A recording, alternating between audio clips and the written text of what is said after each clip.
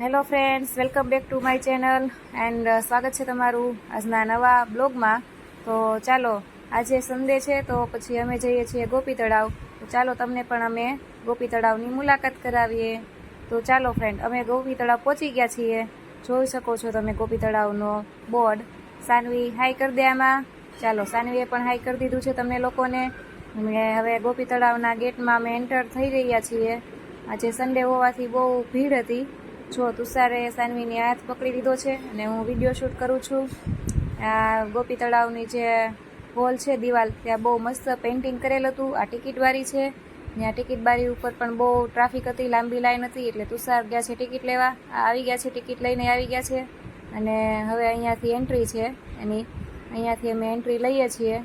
જો હું તમને બતાવું છું. અહીંયા ટિકિટ આપી દીધી ભાઈને. પછી અહીંયાથી પગથિયા ઉતરીને નીચે બાજુ જાય છે. પછી ત્યાં મોટું બધું તળાવ છે. એની અંદર બોટિંગ પણ કરતા હતા લોકો. ત્યાં મશીન બોટે હતી અને પગે ચલાવવાવાળી પણ બોટ હતી. પછી તમે જોઈ શકો છો ફુવારા પણ થતા હતા. પછી મેં કીધું ચાલો આપણે વિડીયોમાં હાઈ કરી દઈએ.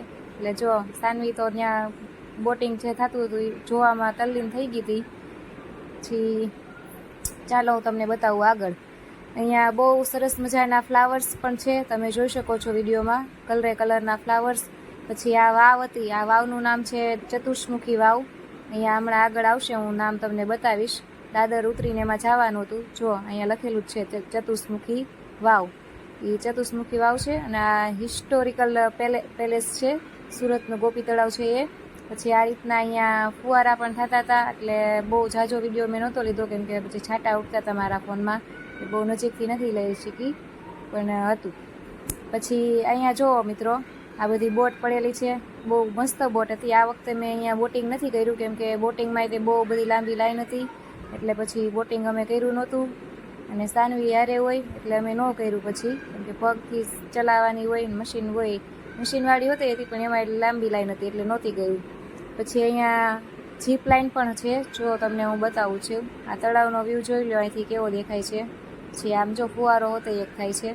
પછી નાના બાળકોને આ રીતના મેળામાં હોય એવું હતું. પછી અહીંયા કેન્ટીન પણ છે.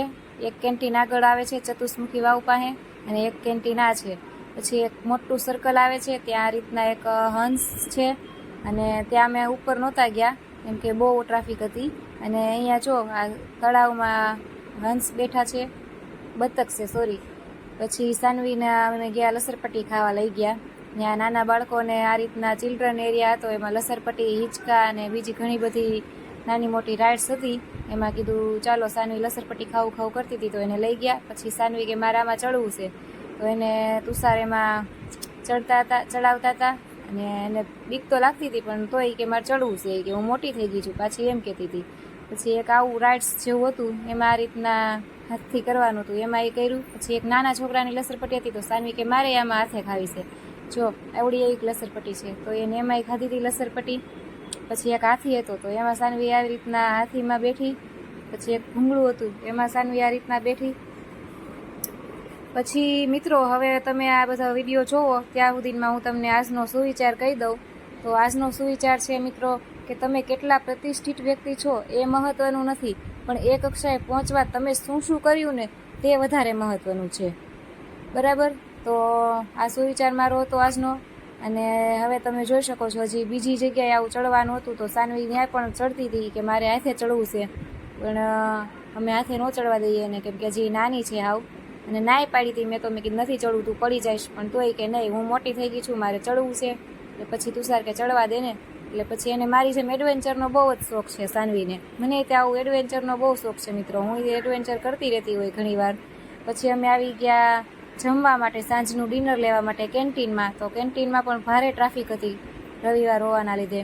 અને કૂપન પણ લઈ લીધું છે, મંચુરિયમ લીધું છે અને બ્રેડ પકોડા લીધા હતા. જો આ આવી ગયું છે. કોલ્ડ ડ્રિંક્સ પણ પછી પાછળથી તુષાર લઈ આવ્યા હતા.